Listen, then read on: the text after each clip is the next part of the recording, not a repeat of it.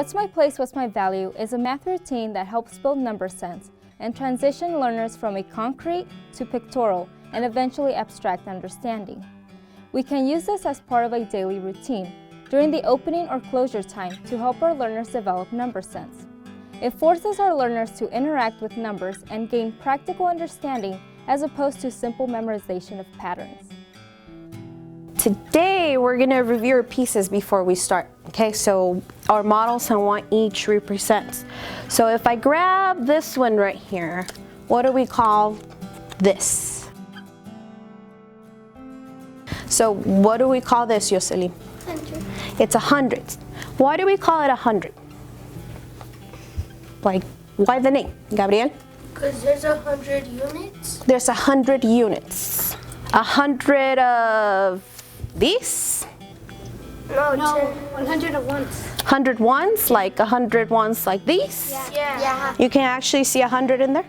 Yeah. That's why it's called 100? Okay. How about this one right here? What is this one called? Cassandra? Tenths. Tenths. Why is it called a 10, Cassandra?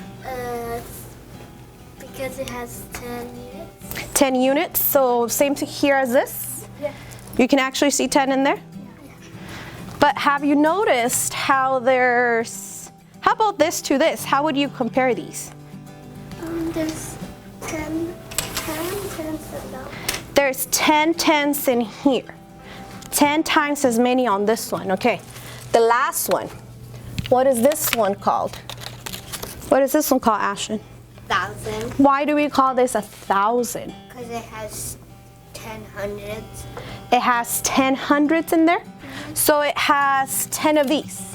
Yeah. There's 10 hundreds in there. Do you actually see them? Yeah. Count them with me. 100, 200, 300, 400, 500, 600. 700, 800, 900, 1,000. 1000 or a... 1,000. So you know how each of these squares represents something?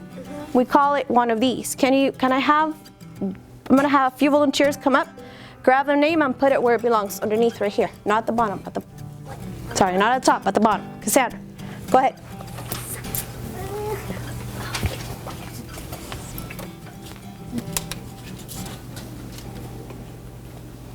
Thumbs up if you agree. Where she's putting it. Yeah? Yeah. Okay, hands down. Tomas, come put another one in there. Where you think it goes.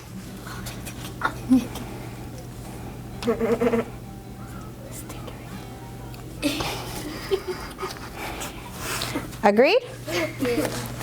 Okay. How about I have Ashton come put another one in the right place? Yeah.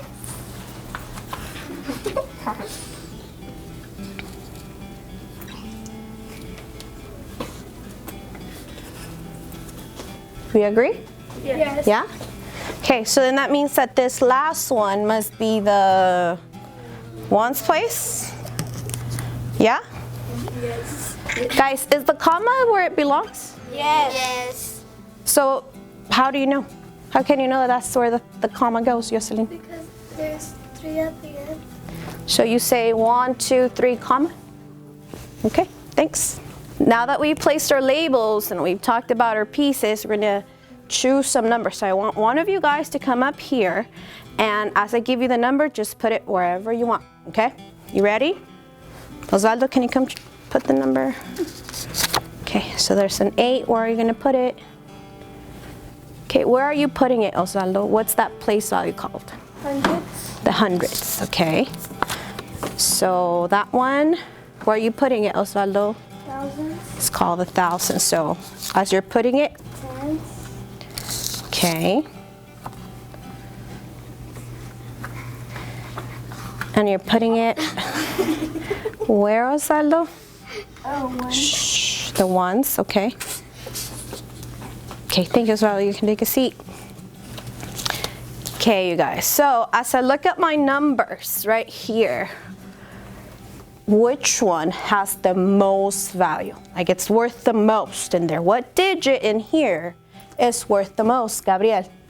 The thousands. The thousands. So what digit do you see in the thousands place? 2. This 2 is the most valuable one. So not the 8. Even though 8 is the bigger digit, it's not worth as much, right? Yeah. Okay, so now I'm gonna have a few of you come build the number. So you're gonna tell me how many of these pieces actually represented it. But before we do that, how about we read the number? What does this number say? Let's read it. 2,867. So I want somebody to come show me how many ones. Okay. Ashton, come up here. Okay. How many ones do we need in there? 7. Why 7? Because the number 7. Okay, go ahead and build it.